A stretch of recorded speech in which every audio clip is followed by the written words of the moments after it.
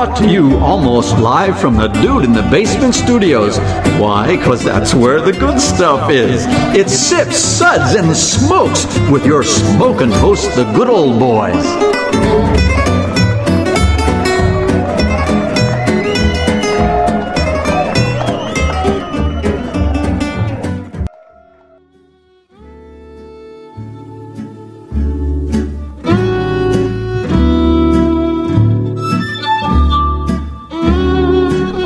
Now it's sippin' time.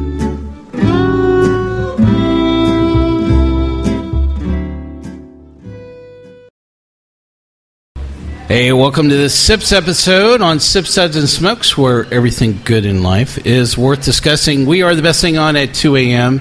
This is a 1-hour show that's mildly entertaining for 22 minutes. I think we'll make it that long today, Harm. I will make it 25, but I have to point out this. The intro was all about suds. This is a Sips. Yeah, I know, but this is definitely You've been drinking. No. We are working hard. We've been banned in 3 countries, 1 entire state, 6 municipalities, and Cousin Harold will still not speak with us. Our soft goal is to offend at least... Never liked that kid anyway. I agree. One soft goal, at least one person we offend on each episode. Today's target is probably everyone that likes or hates fake British accents. Or I should say Scottish accents. I'll be playing the part of Sean Connery, who is playing a Southerner trying to get some good Scotch. I'm going to be playing the part of Sean Connery, pretending to be a dead, ancient, immortal Spanish guy in that Highlander movie. I love that movie, man. Don't talk shit about Highlander. You may have to bleep me.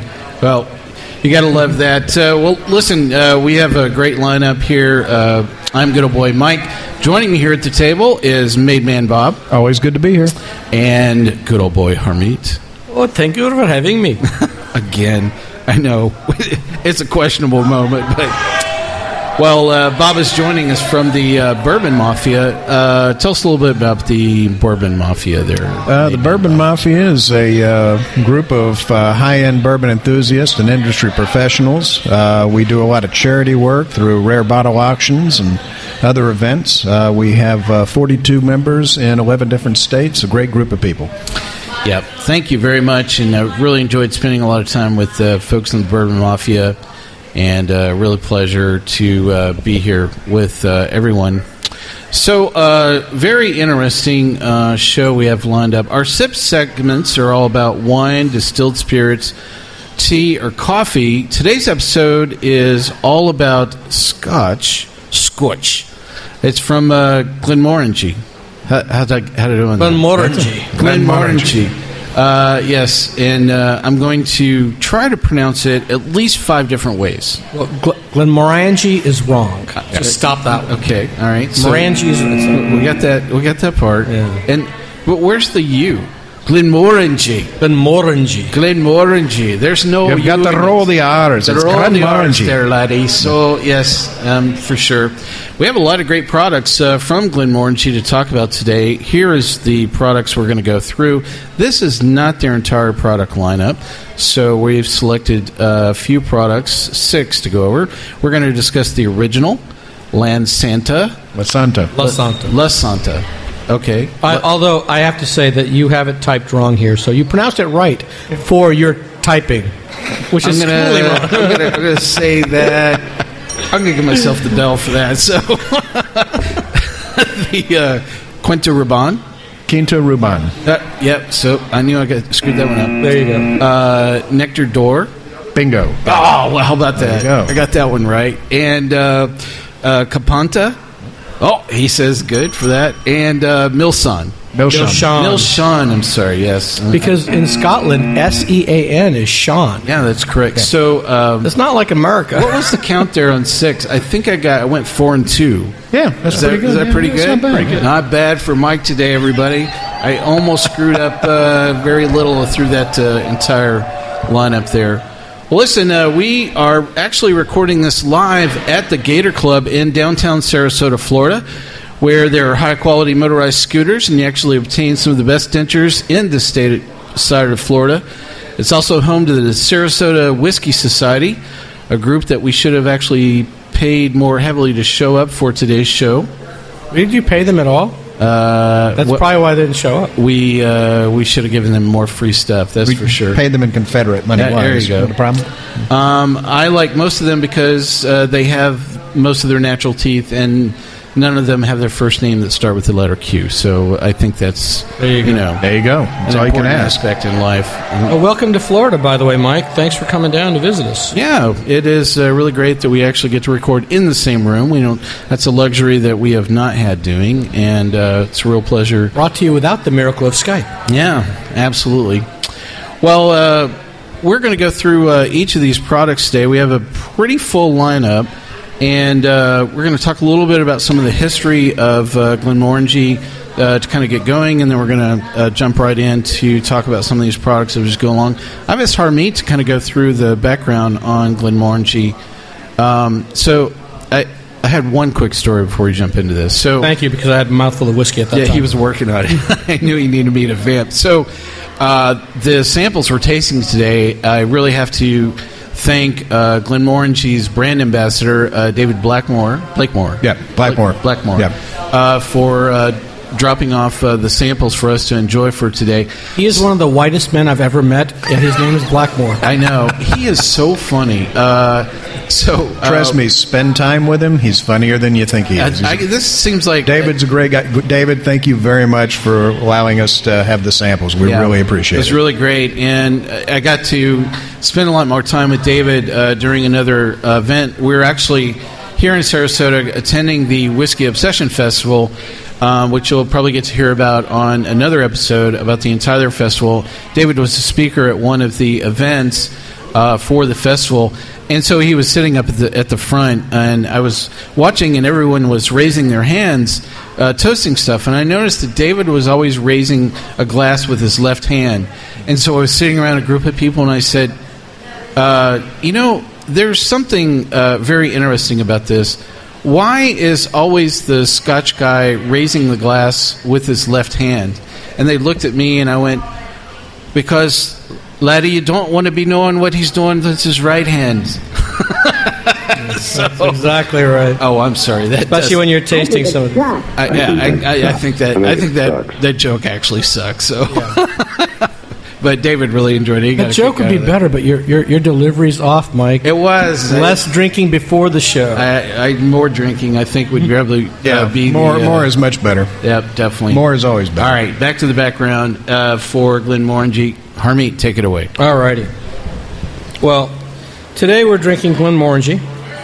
And Glenmorangie is a Highland single malt distillery that they're on the Spey side, the eastern side of Scotland, in the Highlands. And they are famous for having the tallest stills in Scotland. The reason they have the tallest stills is because it gives them the character of whiskey that they're looking for. Having taller still lets the lighter distillates get to the top before hitting the condenser coils. So that's the nature of their spirit. The base spirit for all of these is a lighter, sweeter style because of the stills, and they're full copper stills. They make several different whiskeys. They make a 10-year-old original, an 18-year-old, a 25-year-old, and then they also make these special casks and cask finishings and extra matured bottles. And then they have a bunch of premium ones, including things like Pride 1971 and Pride 1985. If you want to spend $5,000 to $10,000 on a whiskey, they've got those as well. That's all I normally drink.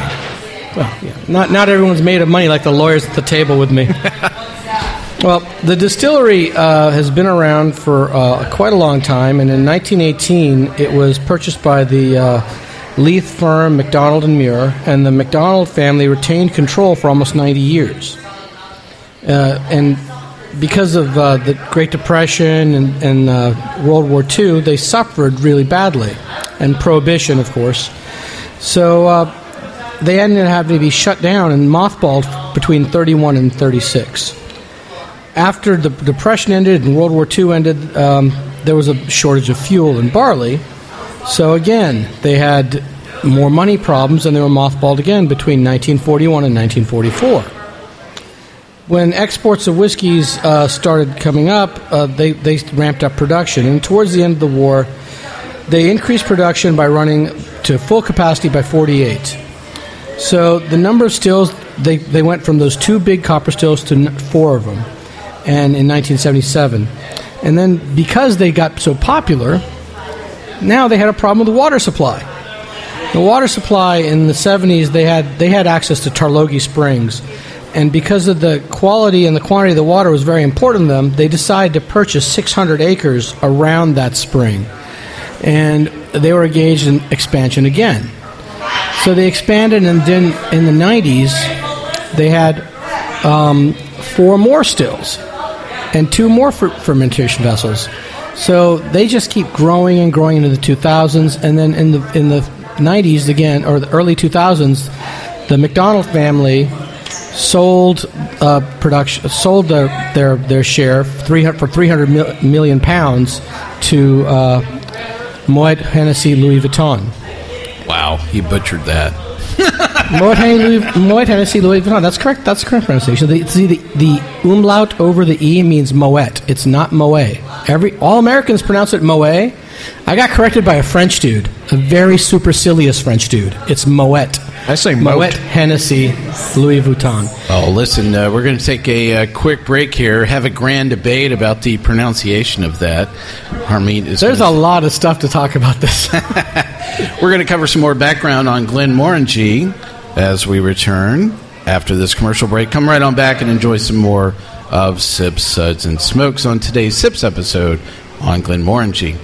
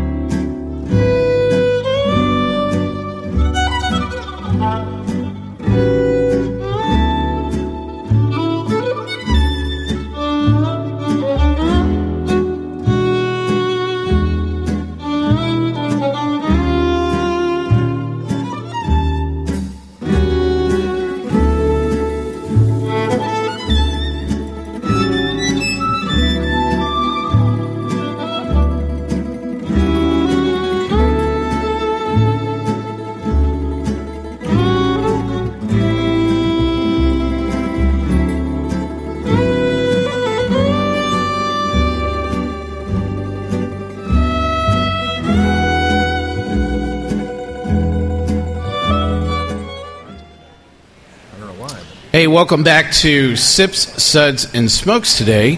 On our Sips episode, we're going through a distillery takeover, and we are featuring a Scotch called Glenmorangie, and we have a lot of different products. Harmeet was going through an extensive background. We have, and I'm going to let you pick it up right there and pick up. Well, let me cut down some of the background. So it's not Moet. Moet in 2004 brought the company, and it is Moet. They did. These are the bottles you're going to find on the shelves today. In 2004, they changed the shape of the bottle. They made it more curvy, sexy. But does it tend the way you say Moet? Moet Hennessy. Anyway, so these guys did the curvy bottle that you're familiar with. They updated the labels, and they introduced new lines. So they took that original 10-year-old, and they do something which other single malt whiskey distillers don't do, is they take, instead of making like, oh, here we have a 10, here we have 12 and 18, and we have all these different 12s, or whatever different types of whiskey, they all start from different base whiskeys. Glenmorangie does this thing where they take the exact same base whiskey, the 10-year-old, and they take that and do it different treatments. So they have 2 years in a sherry cask, gives you Lasanta. 2 years in a port cask gives you Quinta Ruban. 2 years on Sauterne casks, which the rumor is most of it is from Chateau d'Yquem, which we cannot verify that because they're not allowed to say that without paying for it, I'm sure, is Nectar d'Or. And then you have a lot of other, those are the main line right there. Then they have other private editions, which we're going to have several of them tonight. And all these different casks, they because the casks are so important, and Dr. Bill Lumsden is very concerned about producing his casks properly, they're not just buying from your American bourbon producers. They ended up buying a forest and a cooperage in Missouri, in the Ozark Mountains, and they make their own barrels. So they take their own white oak barrels. They make their own. They do their own thing, cooperage. They do 3 years to dry the oak.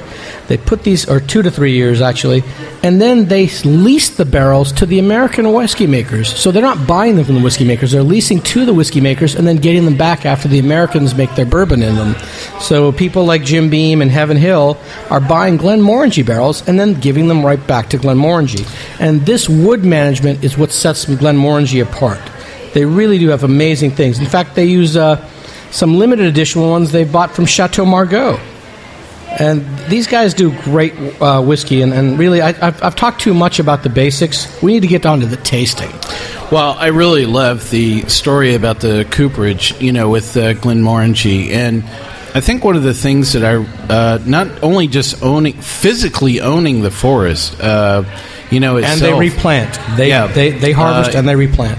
Is they actually control where their barrels go. So they just don't lease their barrels to anybody. They actually very consistently only lease to certain places. So they actually know what spent barrels they're getting in advance, to try and maintain the quality and control of their products. Well, some of the better Scotch distilleries do the same thing in Spain with sherry casks. They're literally taking sherry casks and paying for them up front. And the people in Jerez are filling them with sherry, aging the sherry, and then they take delivery back of the casks that they actually own. So it's something that they're doing in more than one continent. So the wood management is something that, like you said, the dirty little secret behind that is half the sherry that these guys are producing is of not that great quality, and they're actually dumping that stuff. They can't sell it. Wow. Yeah. They're aging the barrels and they're dumping the wine. They're actually making more money just off the barrels than the actual product. And like you said, Bill Lumsden is one of the forefront guys when it comes to wood management. Wood management was something that I really don't think a lot of people had a lot of thought of. Unless you're a teenager. For the last 100 years or so, and as science has gotten better and they've gotten better at producing better whiskey, they've discovered that the cask itself is responsible for the vast majority of the flavor that you're getting, and through proper wood management, they can turn out just some really stellar spirits. So it's that's the key these days is wood management. Cool. Well, so let's do a little bit of some power rating because we do have a lot of products to get through today. So let's just start right off with the original, pretty quick, easy overview of the Glenmorangie 10. Harmeet, you're gonna start. Bob's gonna start. Forgot. Harmeet. We don't know who's going to start. Right. You start off with the I'll original. just start talking. Okay. So the Glenmorangie 10-year-old is their base spirit, like I said, for their main line, which is the Lasanta, the Quinta, Ruban, the Nector d'Or. But basically, and this also is the main spirit for some of the private editions as well, which we'll talk about later. But like I said, when they've got these very tall stills that are over 26 feet high, 7.9 meters. So they've got this lighter, more floral white spirit coming out, and then they get 10 years in American white oak that have been used to age American bourbons. And that bourbon cask, and the combination of that bourbon cask gives you, and the spirit itself gives you the scent of the citrus, white peaches, and a lot of vanilla. And the vanilla is all that American oak we're talking about. So when I smelled it, really, it's just vanilla and citrus and barley. It's a clean, sweet, light style of Scotch. For a 10-year-old, it's phenomenal, but it's still a 10-year-old, so my rating was a 3. Interesting. Cool. Bob, what do you think about the original? And like you said, it's the basis for comparison to all the stuff that they make, and usually that product is not the best product that they offer. When they're enhancing the other ones. But the 10-year Glenmorangie is something I always have in the house. Always, it's a great Scotch. It's light citrus, very floral. It's a good introductory Scotch for people who are new I agree to it. completely. It's a wonderful Scotch to get people into Scotch. Yeah, it's no matter what planet you're on, no matter what continent, no matter what city, you pick up a bottle of that, you know what you're getting. Yeah. It's a great spirit. I give it a good solid 3. How about that? Well, so the one thing through our background was we didn't really actually talk about the classification for this Scotch. So this is a Highland Scotch. We've talked, in past episodes about, a wide variety of the regions of Scotland. You have the Islas, you have Highlands, you have Northern, Campbelltown, So you have Lowland Islands. So you have all these, and Speyside is part of the Highlands. That's the problem with me in Highlands. Highland is too variable.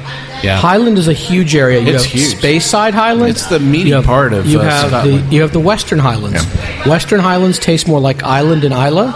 Speyside Highland is what most people think about. That's square footage wise, the Highland is absolutely the largest region, of all the Scotch regions. So the thing that I love about the original is exactly that. When people ask me for a reference standard for a Highland Scotch, this is right there on my list of the top 3 for a reference standard for Highland Scotch. It is,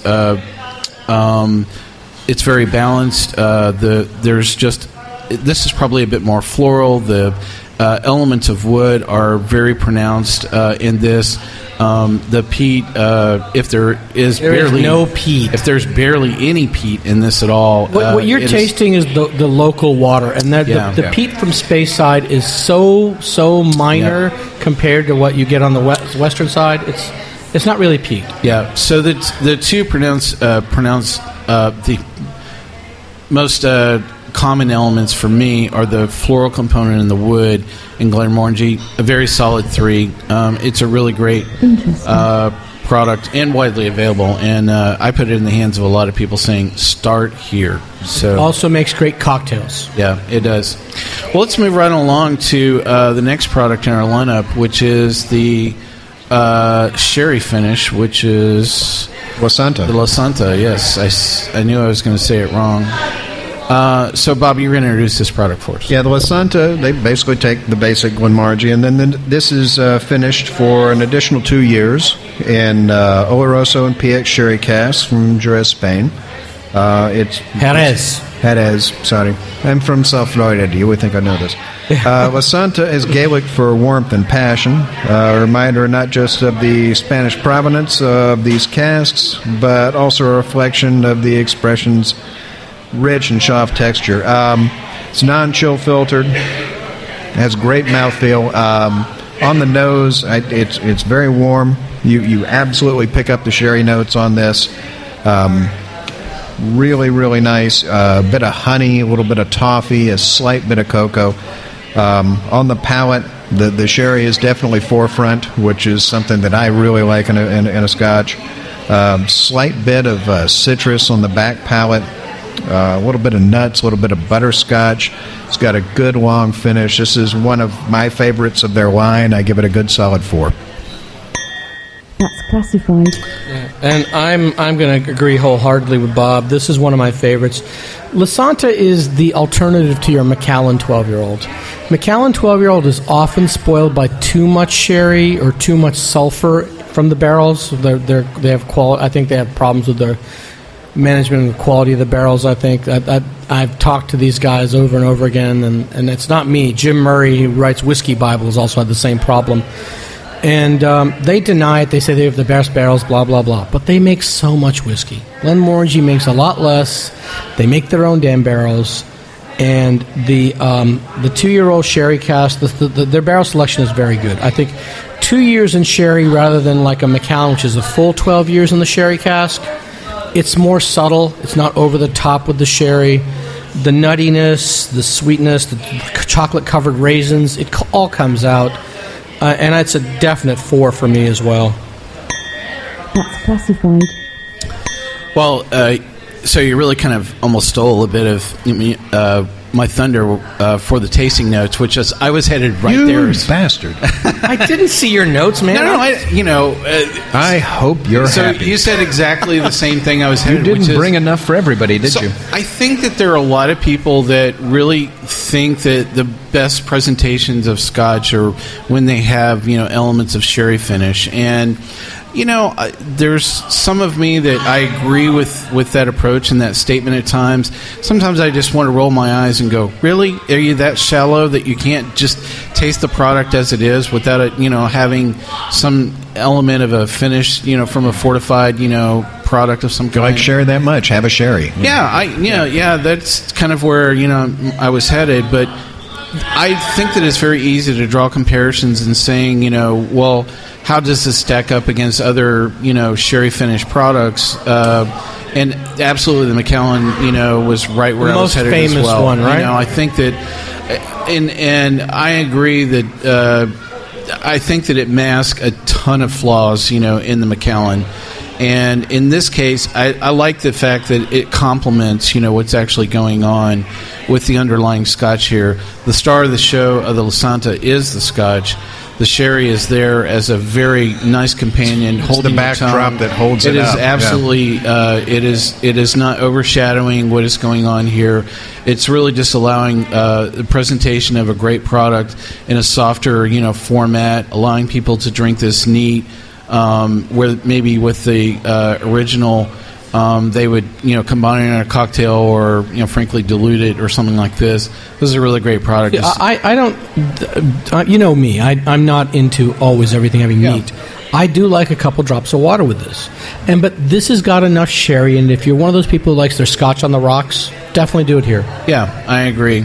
Really solid product, and my SIPS rating for Lasanta is 4 as well. That's classified. So a really great start, and wow, a great setup as well. And I love the order that all this is going in, because welcome to the Wild Wild West. So all right, our next one. How many times can we count here? 1, 2, 3, 4. I don't know. 5, 6, 7. This is not the 1 in 5. You have 4. I'm sorry. What? I'm sorry. What is going on? What is going on? I am confused. Where are you counting? Is there a bomb? There's a bomb! It's Quinta Ruban, not a Quattro Ruban. Quinta. Oh, it was counting up, not counting down. I am sorry, yes. Next up is Quinta Ruban, and Harmeet is going to introduce this product for us. Oh, Jesus. Jesus is more than just my gardener. I'm sorry. It's your wife's boyfriend, I thought. I'm just saying. That's the pool boy. He's the pool boy. No, the pool boy's Ramon. That's my wife's boyfriend. Well, as long as you know. There was a touch of sarcasm as he said. That's not sarcasm. I don't know. He shows up, she's real happy for the rest of the weekend. Let me tell you something about Glenmorangie Quinta Ruban. This is a very dark, intense whiskey. Because it gets you've got the 10 years of the American White Oak with the bourbon, and then they transfer this to ruby port pipes. Port pipes are what they call the small barrels that they age in port casks. The smaller ones, so they're pipes. So port pipes from Portugal, and I don't know whose port they're buying, but whatever they're buying, it's great. The color is a little bit darker in the bottle, but when you put it in the glass, it's just beautiful red. It's just amazing. And the flavors are, mint and chocolate and orange and sandalwood and walnut. It's all there. There's a little bit of pepper and spice. I can't really quite I can't pull it out, but it's one of my favorite whiskeys in the world. I just wish I had more of it. I've been sold out for 3 weeks at my store, but apparently delivery's on Tuesday, kids. I love this stuff. I give it a solid 5. Oh my goodness! Yes! Bob, what do you think about Quinta Ruban? Not to sound like a parrot, but basically everything that Harmeet said. I love some of the wine finished, and I agree with you. Sometimes people are just way too into the finished whiskeys. Why don't you just drink the whiskey? But one of my favorite bourbons is Angel's Envy, which is a port finished bourbon, and one of my favorite Scotch is the Quinta Ruban. The port in this, again, it doesn't mask; it just enhances. The flavor on this is just off the chart.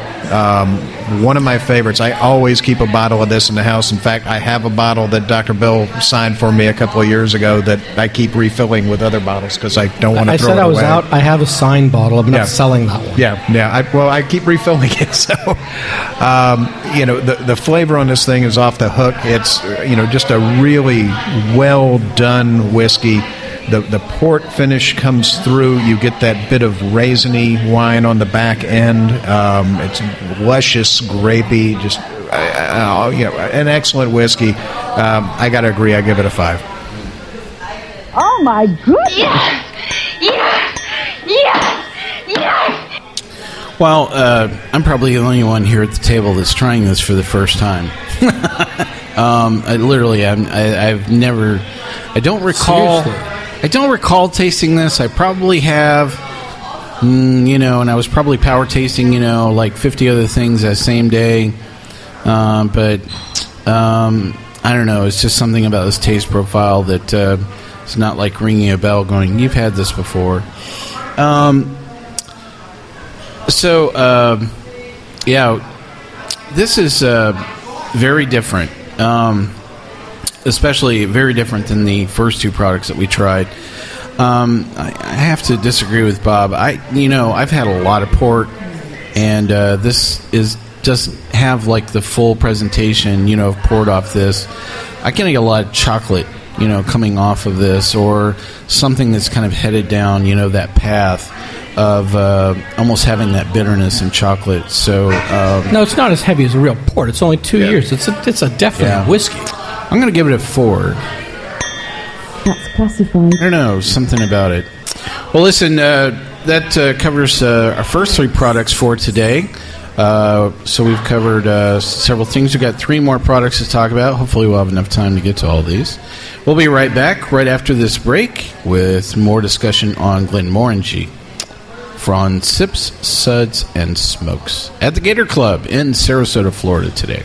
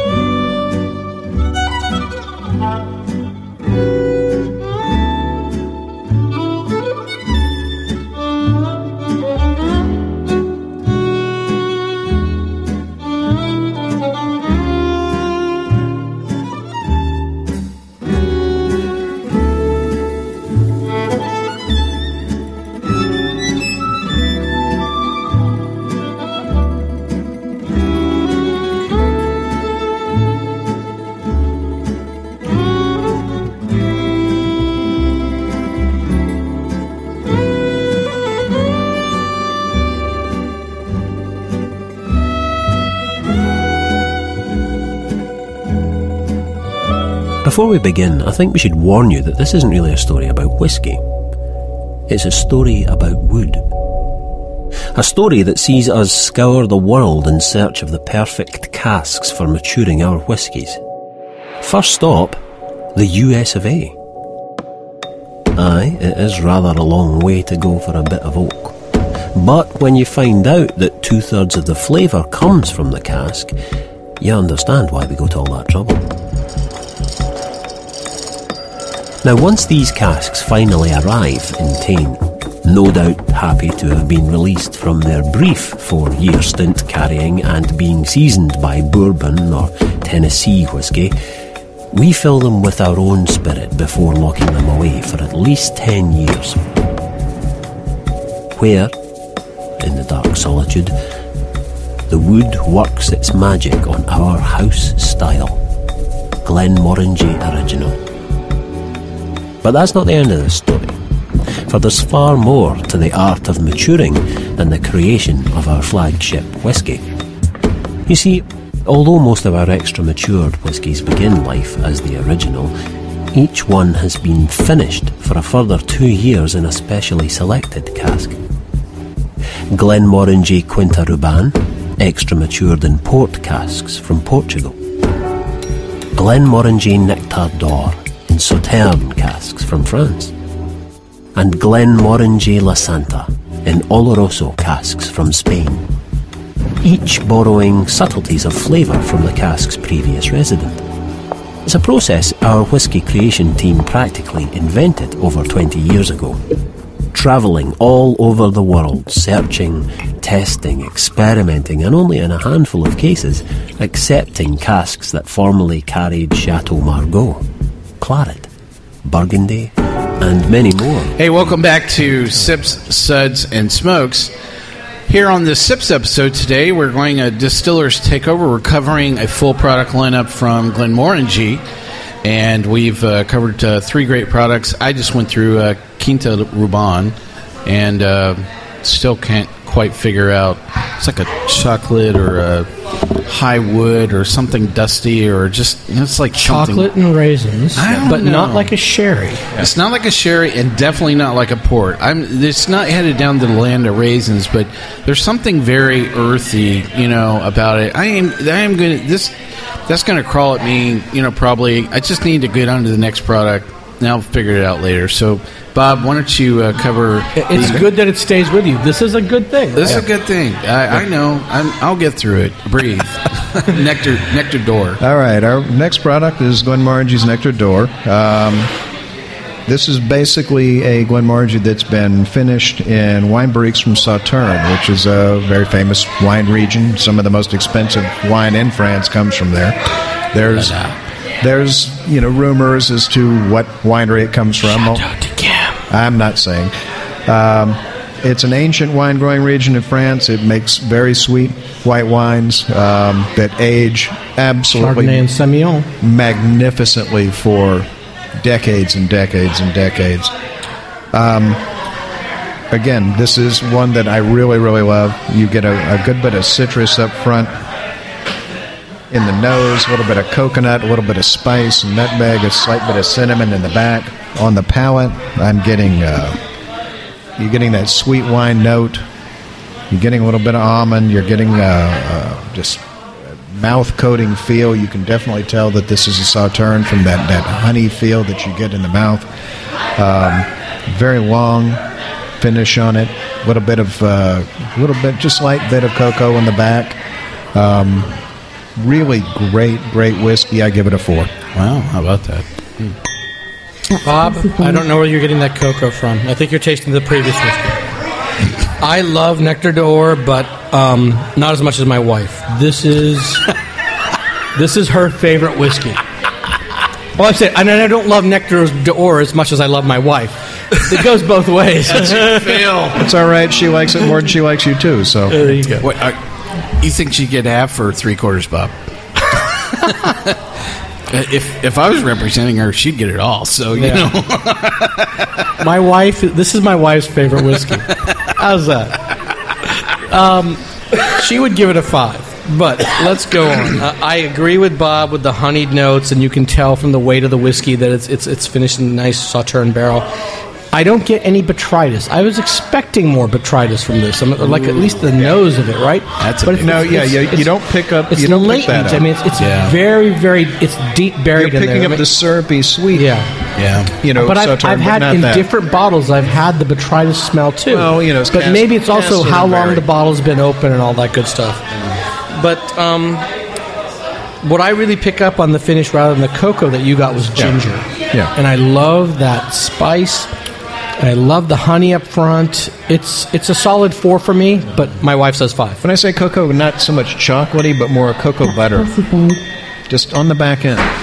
Now, like you've licked a girl who's in a tanning bed? What's that mean? Baby.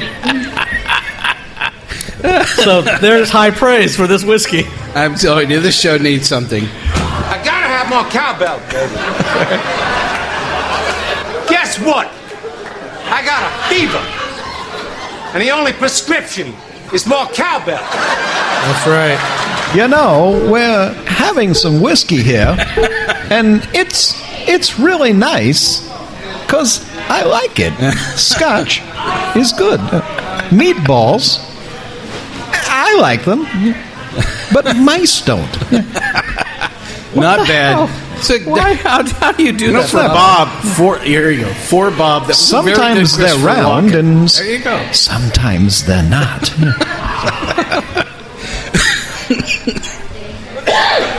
I gotta give myself. All right, for the Nectar door.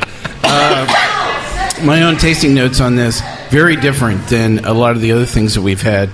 I think the one thing that catches me with this is definitely the presentation of pepper in this that I didn't have at all in some of the other products that were more floral, coming across.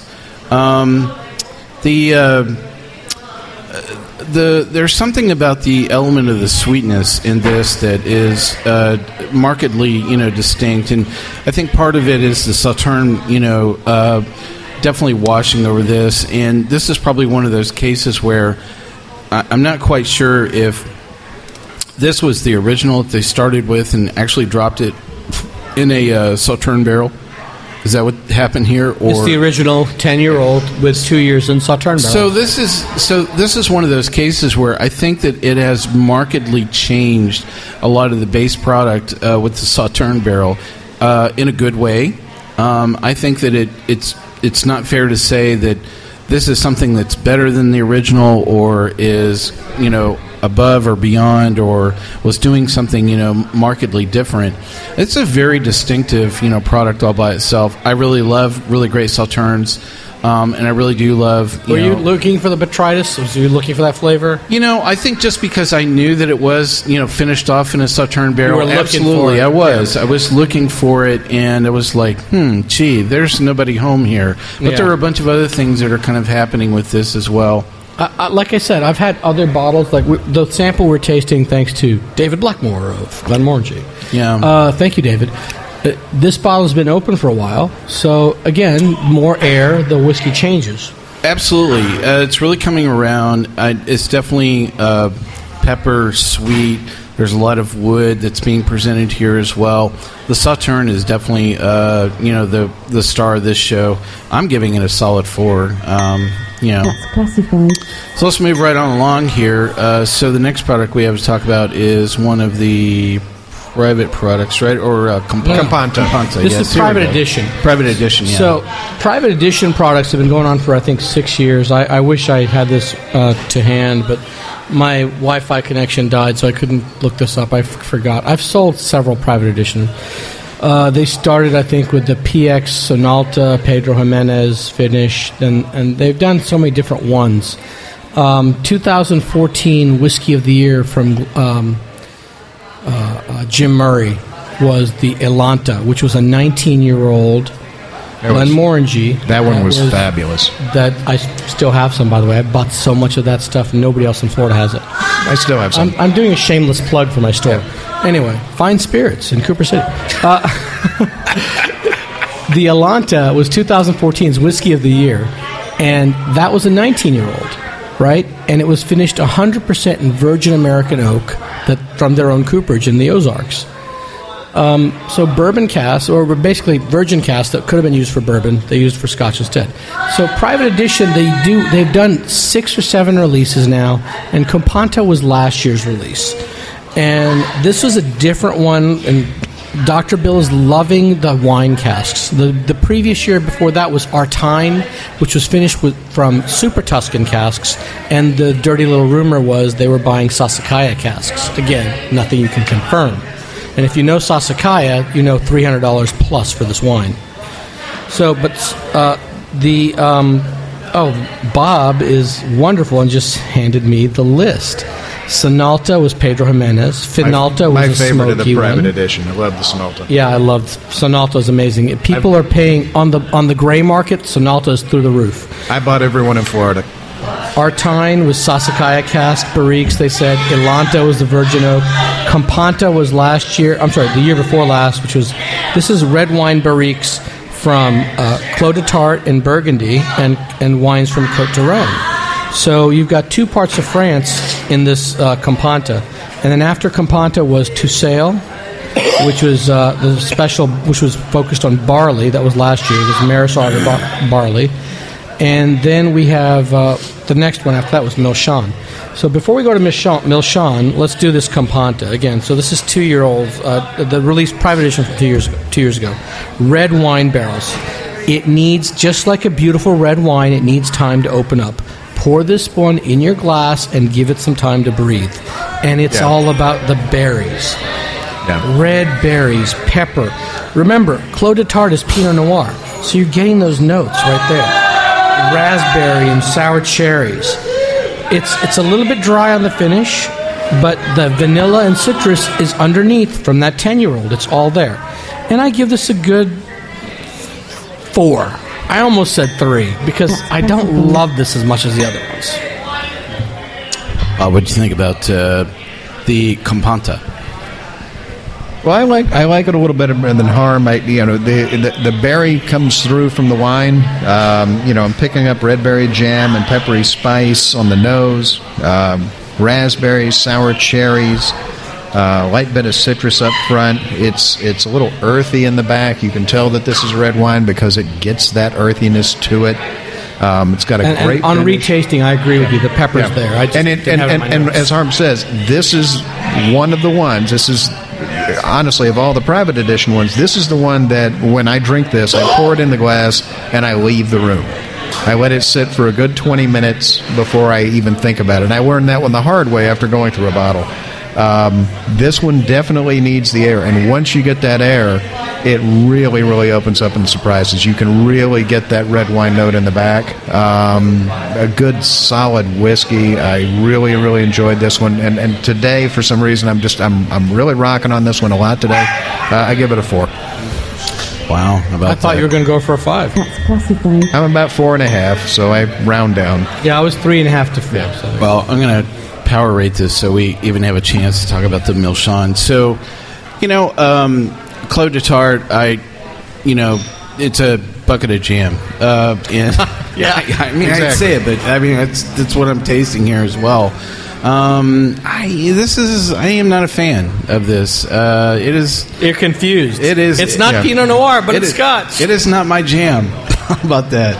I just, having raspberries in my whiskey does not work. That does not work. So I'm going to give it a 3. Okay. It does not suck. It's just, I don't know. There's something. I was saying, knowing the profile of Clos de Tart and knowing that jam profile, this does not belong. These two things do not work in the glass together. So let's move along and talk about the Milsean as much as we can here. Okay. Who's going to introduce this? Bob's up. Yep. All right. Thank you. The Milsean is the most recent release of the private edition. Basically, it's ex-bourbon casks and then extra matured and former wine casks that have been toasted after they've been drained. That toasting tends to caramelize the wood sugars a good bit. And the wine.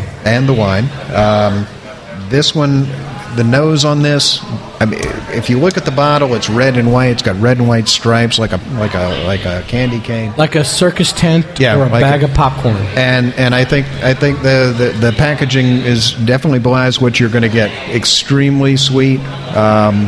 It may not be for everyone. I enjoy it. Very, very sweet up front. I get a lot of candy flavors. I get a lot of light caramel on the back end. A little bit of fruit. A little bit of plum.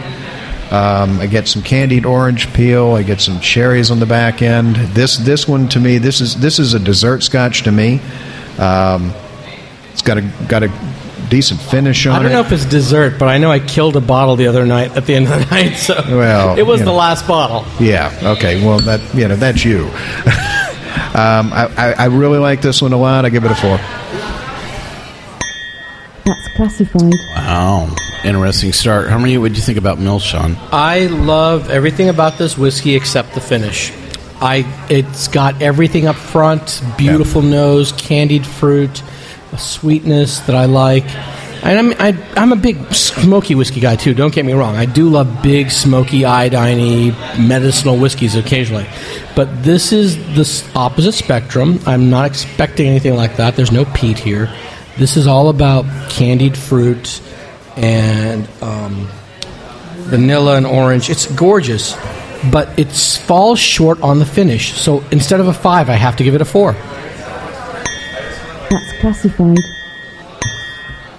Yeah, so actually, so that joke that I was talking about, David, we were actually tasting the Milsean and toasting with the Milsean, and he was holding up his left hand as we were doing that. And I thought this was probably one of the more interesting, products, in this entire flight. Fairly new product, coming around. I think the thing I love about the Milsean is I think that it is really hitting the middle part of the palate. I think it's going to absolutely agree to a very wide audience. And I'm going to give it a solid 4. It's just really great. It just falls short of a 5 for me. It does. Yeah. I mean, and you hit it on the head. It's the finish. Yeah, absolutely. Well, really fantastic lineup here for Glenmorangie today, covering all these really great products. You should definitely check out a bunch of them for yourself. They've got more we didn't taste, too. Absolutely. Yeah. We'll come back around and talk about more products from Glenmorangie in a future episode. Really hope you enjoyed this episode today. You can catch all of our episodes online as well on SoundCloud, TuneIn, Stitcher, YouTube, PRX, and Spreaker, our native media host. iTunes and our own Android app are the easiest ways to enjoy the show on your phone. Just search for Sips, Suds, and Smokes on iTunes or in the Google Play Store. Hope your feedback reaches us online. You can reach us anytime at info@sipsudsandsmokes.com. I had too much Milsean. Anyway, our daily tasting notes flow out on Twitter every single day. Our handle is @sipsudssmokes. Smokes. Yeah, thank you. Our Facebook app is always buzzing with lots of news. And we'll see you again on another episode in the future. Bye now.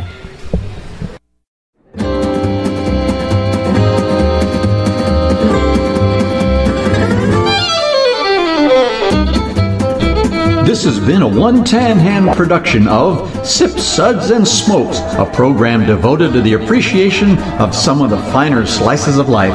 From the Dude in the Basement Studios, your hosts, the Good Old Boys, will see you all next time.